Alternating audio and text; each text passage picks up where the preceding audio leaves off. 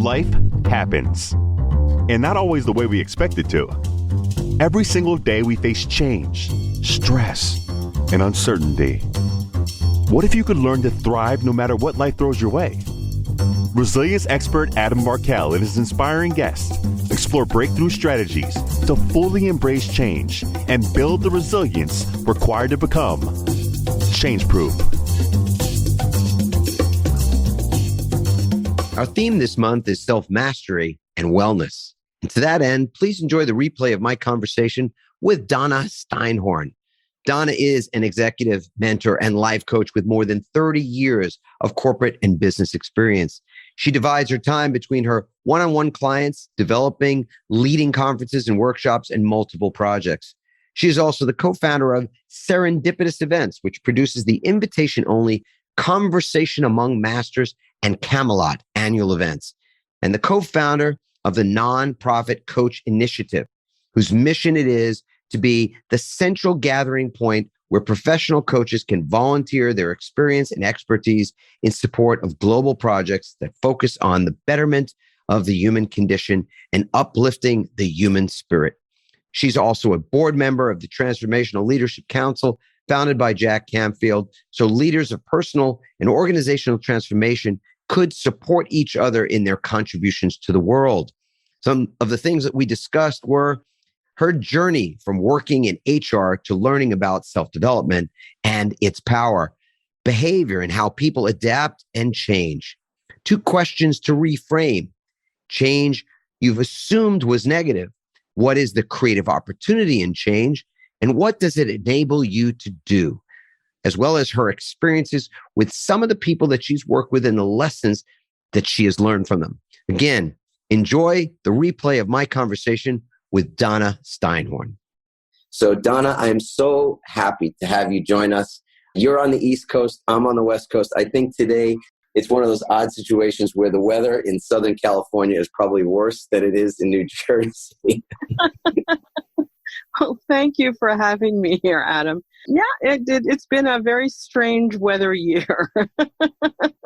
Yeah, well, we've been in drought. I mean, and like so many things in life, you can see the cycles. If you live long enough, God willing, and you have enough perspective, you can see the trends and the cycles and things. And we were in a trend and a cycle of drought in Southern California for many years. And this year we've gotten enough rain that I believe there's only a few spots in the entire state of California that are not officially out of drought. So Mother Nature has delivered the rain that was so desperately wanted and needed as well. And so even though I love the sunshine and all that kind of thing, it is beautiful to see the cycle repeat itself and to know that there are so many living things that are feeling very blessed by all the rain that we've gotten. So it's good to be out of drought. That's one of those things where we go through cycles of drought and we go through cycles of flood, when all the channels are producing.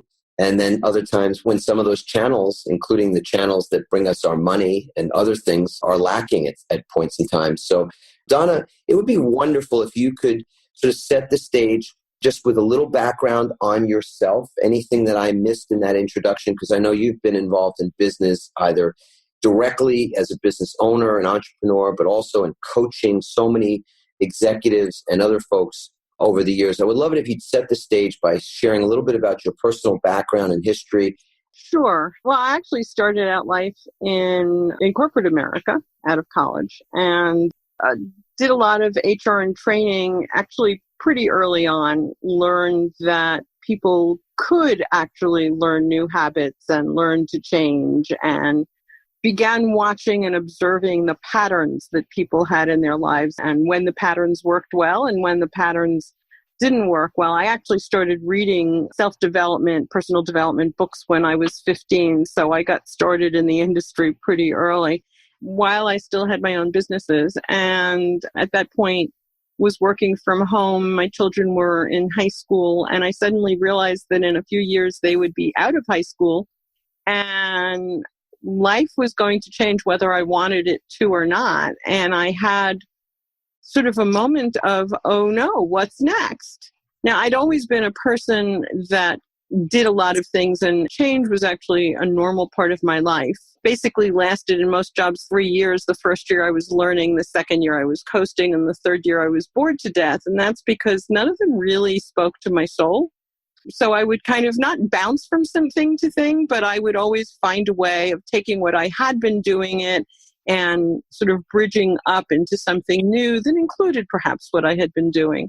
So here I was, it was the mid-90s, and I had this moment of I had no idea of what was next. In the past, I'd always had multiple ideas of what I wanted to do. And now suddenly I was going to have a lot of freedom and I had no ideas. And someone mentioned to me that there was this thing called life coaching. Now, I had known about coaching because even back in the 70s when I was in corporate America, top management often had a coach. It was usually a perk, it was expensive, and it was not discussed. It was hush-hush, because generally it was to either teach them some soft skills or teach them presentation skills or, sort of kind of polish them up so that they had a better image. So it wasn't really much talked about, but I knew about coaching. And so when someone said that there was this thing called life coaching, my ears kind of perked up and I said, well, how do you do that? And isn't it really expensive? And someone said, there's this woman in Wisconsin. She charges $25 a session and she talks to you over the phone and, she coaches you. And I thought, okay, that's worth a try. And so I contacted the woman and we had our first session and I was frankly quite underwhelmed. And we had a second and third session. And I realized at the third session that the last two sessions I'd actually been coaching her. And the light bulb went off over my head that this might be something that I could do. I seemed to be rather good at it. I actually had been coaching people all my life. And so in those days, the internet actually existed, for those of you who are millennials and think that it just kind of happened now. And so I did what I generally still do, which is I got on the internet and I started researching coaching. And I came up with, actually, there were about 3 schools that taught coaching at the time. And I did some research and I picked one and, attended. It was it took me 2 years to get through the program. It was pretty intensive. And I then got involved in another organization that was led by a man by the name of Thomas Leonard, who's no longer around. But anybody who's listening who's been a longtime coach will recognize the name. And I started working with him along with some other people, and the rest is history. I became a coach, and I worked with Coachville and started my own coaching organizations, and here we are today, more than 20 years later, happily still at it. I would love to unpack that just a little bit too with you, Donna. So you were in a situation where you were not certain what your future was going to be like or what you were going to be doing, let's say. You'd learned along the way that you kind of, you were going from flower to flower, so to speak, pollinating. And as you said, I love that 3-year cycles of, the first year you were learning, the second year you were coasting, and the third year you were bored. Did I get that right? You did. Sometimes it didn't take that long. My shortest job lasted 6 weeks. So you cycled through the process just quickly, very much different. Yeah, and look, we have that in common. I have had a lot of jobs, and I was a junior high school English teacher and a lifeguard and a waiter, and then I went back to law school and all that kind of thing too. But you got to a certain place where the kids were leaving, and you were looking at what's this next phase and stage of my life going to be, and sort of before the light bulb went off, I'm just curious if there was anything that you could look back on and say to yourself that you did something that sort of set you up for that successful light bulb moment, or was it just, one of those things that you can't explain?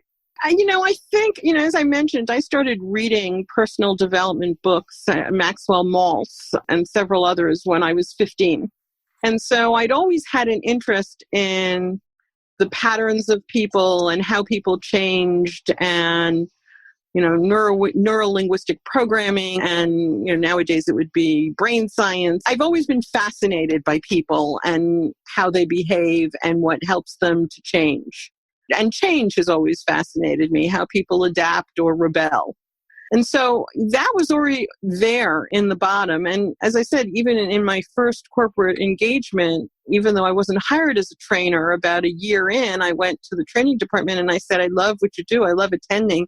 Can I kind of apprentice to you at times? And so the whole concept of helping people change is something that I adapted early on in adulthood. So the seeds were there. And when the person said to me, there is such a thing as a life coach, it's a burgeoning, it's a baby industry at that point. Those seeds kind of began to take root, if you will. So it was always there. It was just that light bulb moment kind of helped them grow faster. Right. I think actually the fact that the woman that I spoke to, the coach out in the middle of the country, the fact that she was so bad really kind of inspired me. Hey, look, whatever motivates you, right? Whatever inspires you. And sometimes the things that inspire us are even examples of what not to do or what doesn't work necessarily. And we realize, hey, I could do that and I could do it more effectively or better or whatever it is.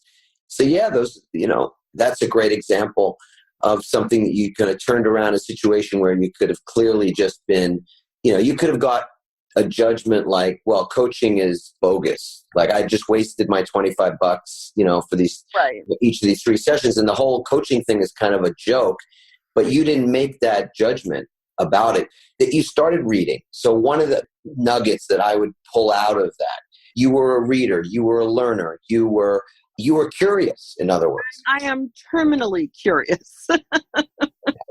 And I think that idea of reading is a big deal because a lot of the people who are listening to this podcast right now, the statistics will bear this out. Many of the people listening to this do not read books.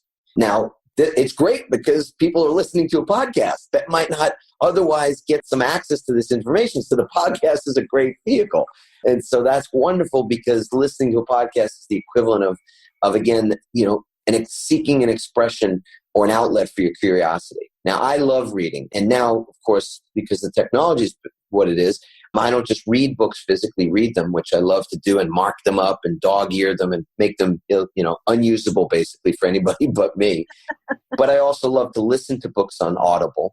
It was a pleasure for me when I was asked by Simon & Schuster to actually read. It took 4 days. I lost my voice doing it, which is shocking actually, because of all the training that I do. And I never thought I would lose my voice just speaking a book into a microphone. But yeah, 4 days later, spoke the book in, and now it's an Audible. So reading, listening to books, listening to podcasts, I think that's a key ingredient. So I think anybody listening to this, it's a good sign for yourself, no matter where you are in your own process of change and managing change, that you're seeking inspiration as Donna did by reading at that point in time, reading those personal development books.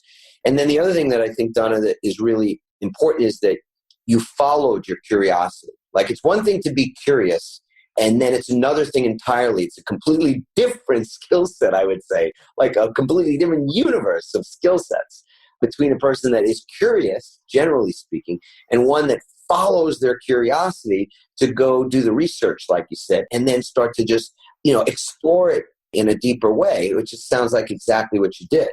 I would say I am definitely insatiably curious, and I can't control that curiosity. So, if we're at dinner and we're discussing something and something comes up and nobody knows the answer, I admit, and maybe it's not a good thing, but I'll pull out my phone and I'll Google it so that I have the answer right away. And then I'll leave that so that when I get home, I can go dig deeper. And I just want to say it's not necessary to even read a book if you're curious. I mean, there are so many articles on the internet if you're not a full book length reader.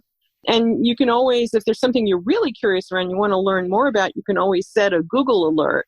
And so whenever there's an article or something that comes up or news or anything related, you'll get an email and you can go and dig deeper. So you don't even have to do a whole lot of research. Google will do it for you if you want. Exactly. Google words, and you set it. And then every single day, whenever that word or that term is used, you get access to all the articles, like whether it's articles or it's blogs or anything, it all comes up in that feed, which is really amazing.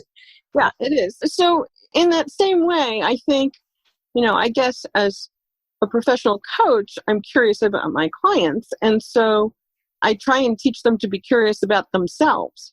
Or, an amazing thing happens and you get that light bulb moment. But more often than not, it takes a little curiosity about yourself and a little delving into yourself. And that in itself is a big step. And I can't really say this enough because we are constantly teaching it so much, is that the world is in this state of profound change. I mean, I personally believe that the rate of change, that change is constant, and the rate of that change is exponentially greater every day. And I think people are having some challenges with that change. And as you said, there's sort of two types of change that occur, one that you plan for and one that you don't.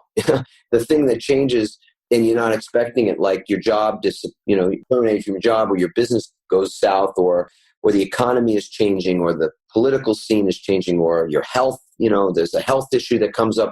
Or you win the lottery. It can be a positive change as well. My goodness, it can be. Look, I got an email this morning out of the clear blue from a producer in New York that is creating a pilot show with a major network, and they did some research and sent me an email saying they think I would be perfect to be the host of this show that's all about people reinventing. And you go, okay, so that came out of nowhere, didn't expect it, right? And as you said, you could spin that, you could say that's positive, right? But I kind of look at these things as often as possible as neutral, which is not easy.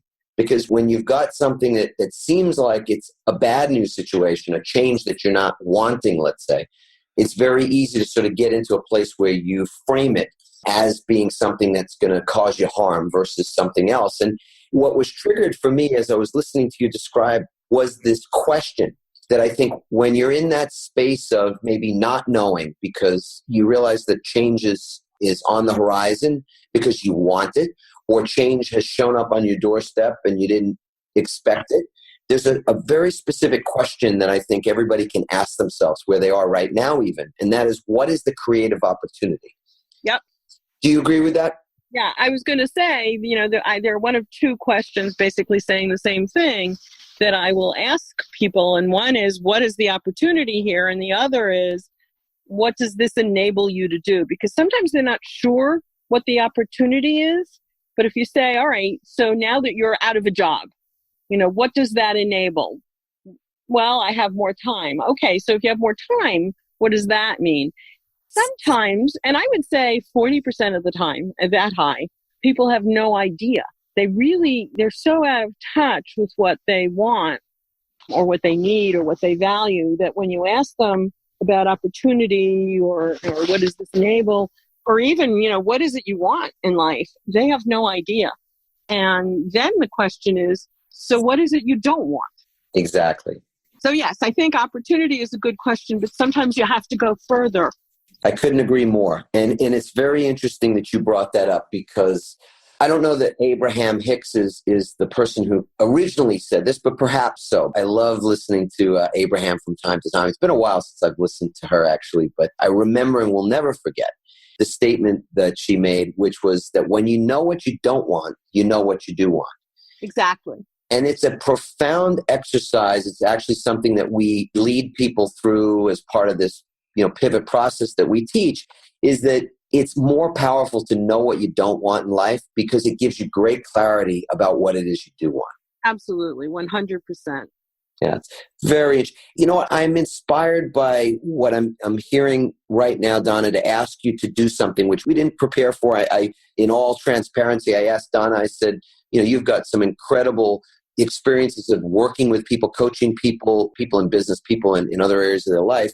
So we'll get to Donna sharing some of those stories as well. But Donna, in just a minute, if somebody were on the line with you right now, and we don't have a live caller, but a lot of people listening, almost every place that I'm honored to be at, as a speaker or in some way as a part of a group, and I get to ask this question of how many of you are reinventing some aspect of your business or your life right now. It seems like almost every hand goes up. I don't know if you've been noticing that in any of your communications with folks, but it seems very prevalent that people are in the midst of change, great change right now. Sort of what to do next without knowing the details? Are there some sort of general principles that you would coach them into? And maybe we've said a few of those things, but I wanted to just see if there's anything else there that you would do as a coach. It depends whether it's relationship or personal or business or life transitions of other kinds, going through a divorce. I mean, there's just all kinds of things.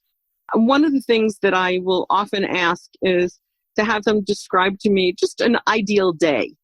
Like if they could do anything tomorrow, what would they do? If it was something that would happen, not just like a vacation day, but if every day could be the same, start out the same, have the same rituals, have the same things in their life, what would that look like? And most people have that fantasy, which can easily become a reality with a little adjustment. So that's one of the questions.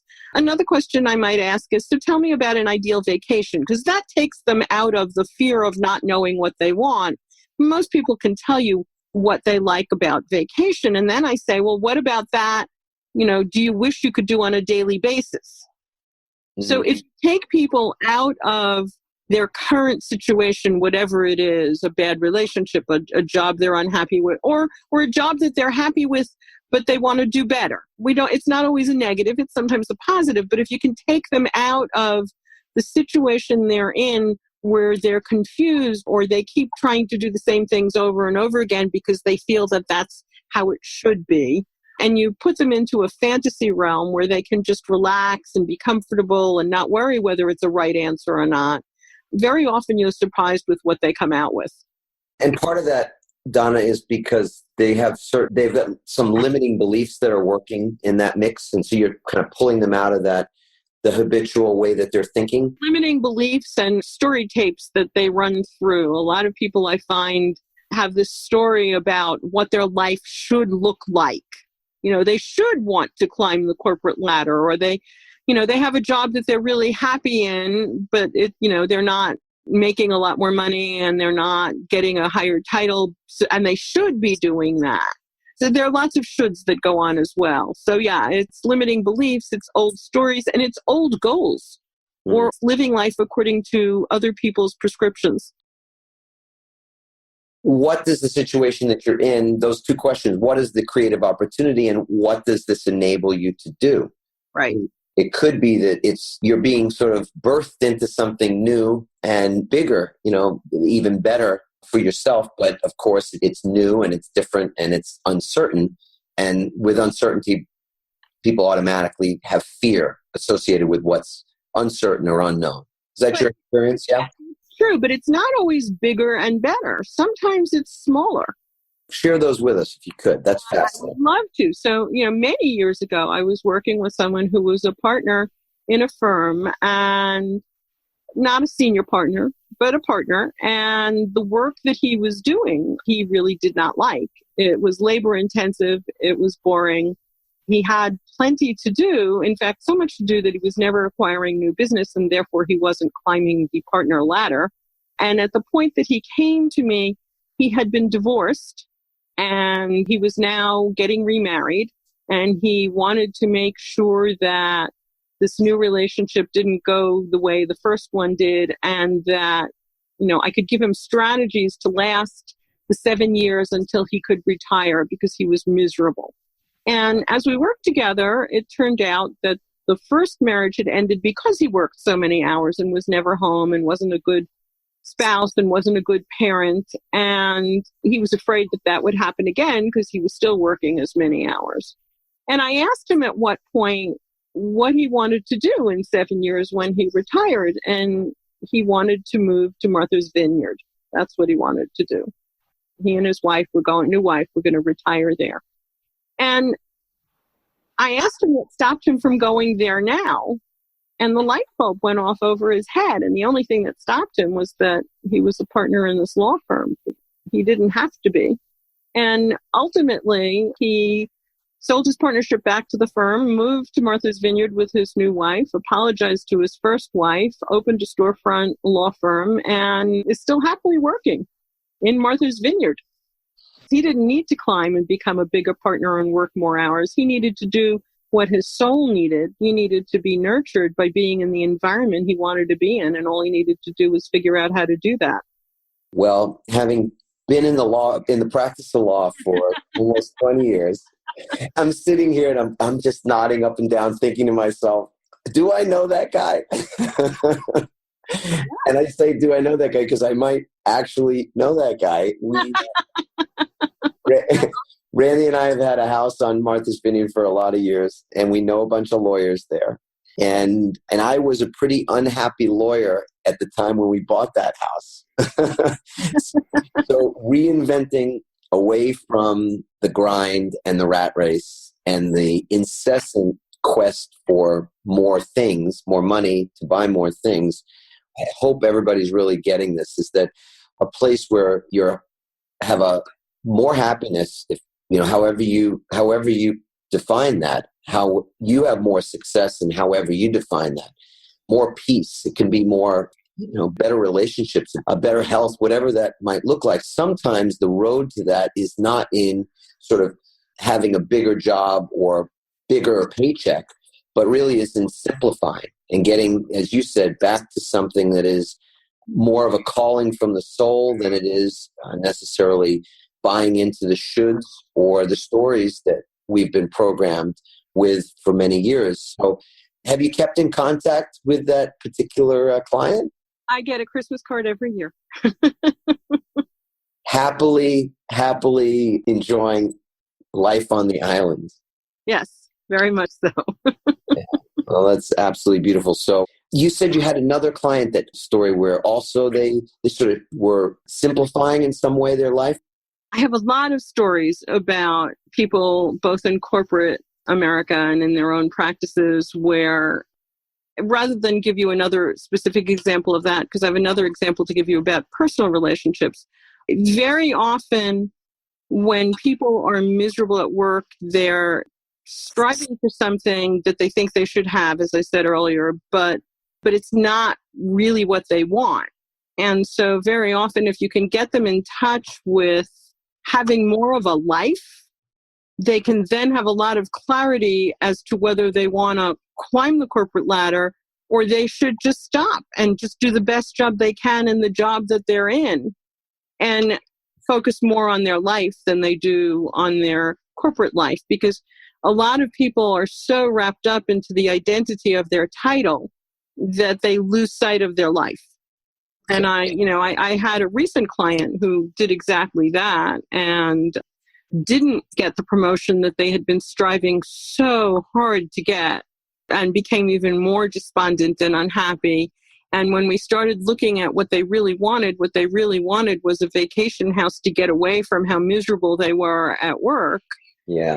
And while they didn't quit work to go live full-time there, they're now in the process of developing a business that is portable, so that eventually in a year or two they can quit their corporate role and transition into their own business and then travel or live out of there. But they recognize that corporate life is really not serving them.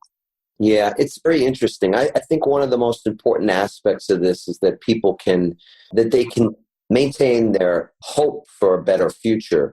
And I think where it gets to be difficult is when people get despondent, it's because there seems to be a lack of anything that would lead to a new way of living or a better way of living, really, for them.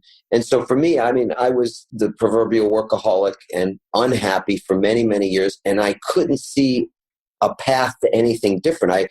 I looked, in fact, at the people that were in my profession, and they were only, grayer or had less hair than me, which is kind of funny since I'm bald. but I wasn't always bald, and I wasn't bald when I started practicing law, funny. But looking 20, 30 years down the line at what could be my future and would likely be my future, if you look at your mentors and things, and you're likely to turn out like that, I was unhappy with what that would look like. These folks were not happy, and they had health issues and poor marriages. And none of the money that was accumulated was really an answer to those deeper issues and that suffering. And so for me, what I found was that at a certain point, I was able to create a plan B, in essence, that took 2.5 years for it to actually kind of materialize to the point where I knew that I was going to stop. At some point, I would be able to stop doing what was no longer serving me or working or what was in fact causing me suffering, and I would be doing something else. And I think that's part of what is really impactful and why coaching, the work that you do is so important. Because, where we are at any given point in time, we can lack clarity. And especially when it comes to, the evolution of our work life, our careers, even the evolution of our own personal and spiritual development, we can be lacking in clarity or a bit lost from time to time. And so I think I agree with you 100% that clarity is the first step. In fact, what does it then take once you've got clear vision? How do you get into momentum? How do you create a purpose-driven plan for yourself?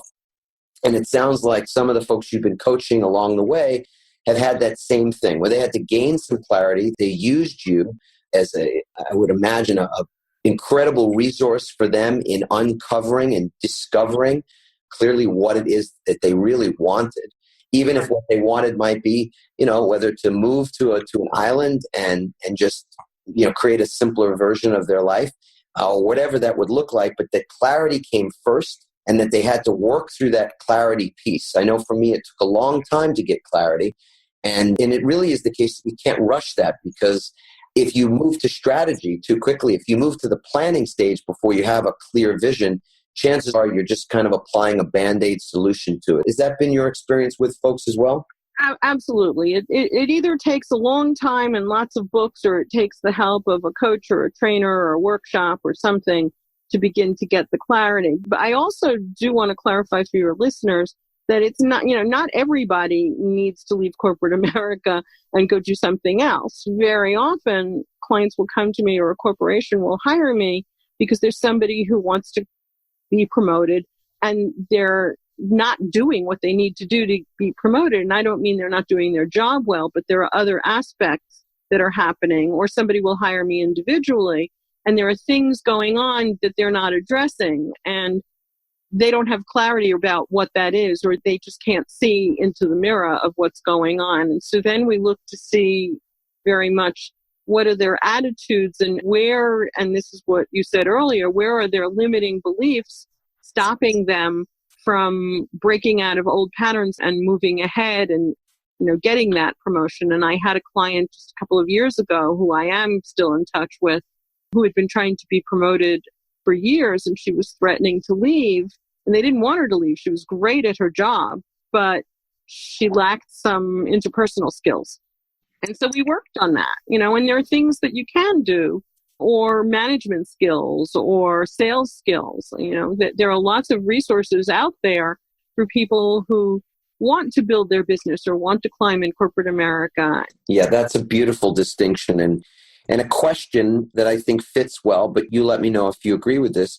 Just a question that came to my mind is one I heard years ago. And it's this one: what don't I see? Because part of what I think you're saying is that when you're even in, let's say, within the same occupation or the same career path, it could be that there are things that you're just not seeing. And the purpose of, and this was certainly true for me, of reading books and of getting coached and being in workshops and seminars, is that you've got blind spots. And so one thing we know for sure is every result you've got so far is the effect of your best thinking. Meaning our best thinking's gotten us every result so far. So if there's more that we're looking for, like we want to be in a better position within a company, or somehow we want to move our career forward, or anything that's on that list of goals for ourselves, there are blind spots that we've got. And there wouldn't be blind spots if we can see them. So we really need to ask that question: what don't I see? Does that make sense to you? That makes a lot of sense. And sometimes you need help, whether it's from a professional or someone in your life. I recently read something in a blog where the person went off and asked all of the people around them what they saw in her that she didn't see in herself, and got a lot of interesting answers, and it was a big aha for her. If I can uncover the blog, it was a couple of days ago, I'll send you a link, but it was fascinating. And yes, blind spots, lots and lots of blind spots. Mm-hmm. Well, I would love to take the remaining time that we've got to sort of shift into something that's a bit of a related topic. Change, same thing. Managing change can be, you can do it elegantly, you can do it in a graceful way. And of course, you can resist it, and you can struggle with it. Struggle is possible, and struggle is optional.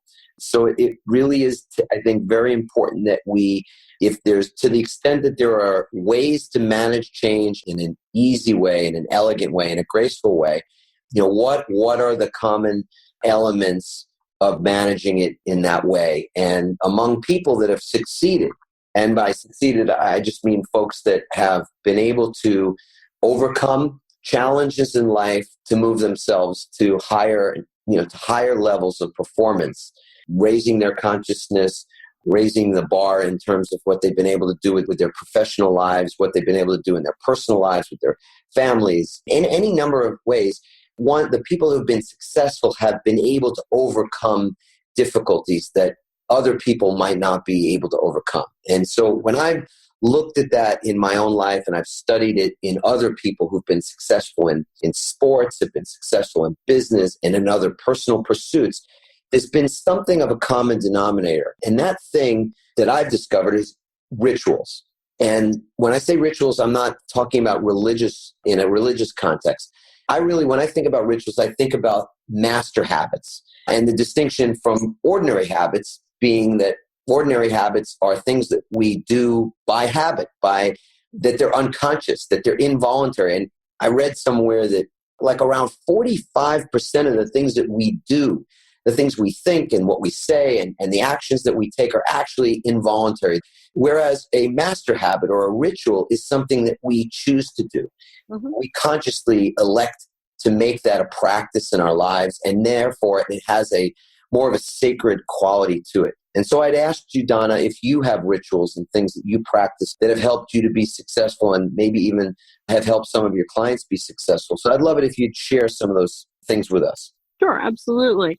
Yeah, I think rituals are extraordinarily important even for small things. So very often I will encourage clients to have rituals for their morning routine and their bedtime routine because it helps set up their day for success, and it helps set up their night for better sleeping. And so I try to do that for myself as well. So I have a nighttime ritual that includes reading, it includes a little internet, but at a certain point, the internet goes off. I turn the light down really soft. I very often have lavender or some other aromatherapy going. I usually have some sort of soft music going, and I'll read for a little while. And I find if I do that habitually every night, I sleep much more soundly and I fall asleep much more easily. And when I don't do that, either because I'm watching TV and got involved in something that I'm watching, or I get involved in the book and I don't want to put it down, or whatever. If I don't do my ritual, I don't do as well. And I find that that's true for my clients as well. When they're able to do their evening ritual, the next day works much better because the night does. And same thing for the morning.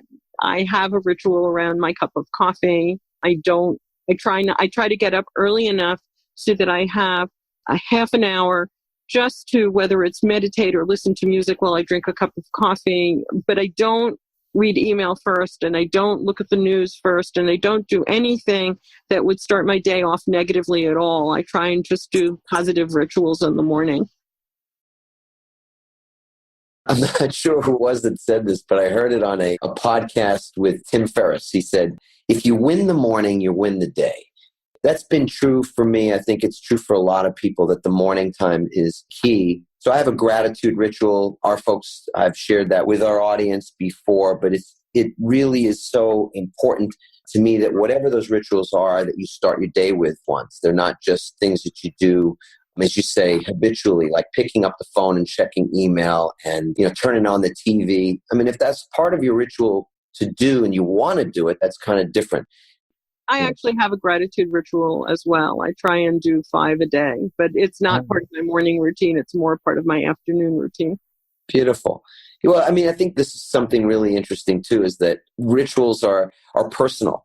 So what works for one person isn't necessarily the right recipe for someone else. But what I think is really interesting in the conversation is the fact that when you elect to create these rituals, in essence, you're like creating your day. I mean, you're going about a very deliberate process to create the day that you wish to have from beginning to end, like the bookends of what you do in the morning and what you do at the end of the day. And then, the meat in the middle, the sandwich parts in the middle, putting it all together. So for me, it's gratitude at the beginning of the day and it's forgiveness at the end of the day. So sort of the last thoughts that I put in my brain before I go off to sleep at night are just thoughts of, I want to ask for forgiveness and give gratitude, actually be thankful for forgiveness of me and any things I might have done during the day that were of trespassing in any way upon anyone else. And then also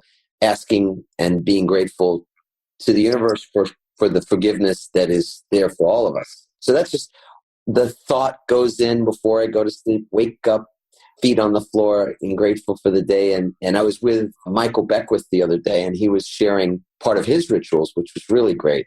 And he added something to it that I loved, and I'll share it now. He said when he wakes up in the morning, he gets into that space of gratitude and he's quiet. And he sits quietly and asks God for his assignment. He specifically asked the question, what is my assignment? And then waits quietly to just be guided, whatever it might be that comes up for him. And I thought, well, that's a beautiful ritual. And so I think it's really fascinating that we all have different rituals. But again, the commonality is in this design feature, a life by design versus a life by default. Absolutely. I think that's a great distinction. And I think that what's really important is how the rituals fit in with what you consider to be your success. And you mentioned that earlier, and it occurred to me as you were talking that my success statement is I know how successful I'm being by how eager I am to wake up and greet the day. And I think the morning ritual is really what helps that for me, because I look forward to my morning ritual and I look forward to my day because I've designed my life to enjoy most of the parts of my life, to enjoy my work, to enjoy my relationships.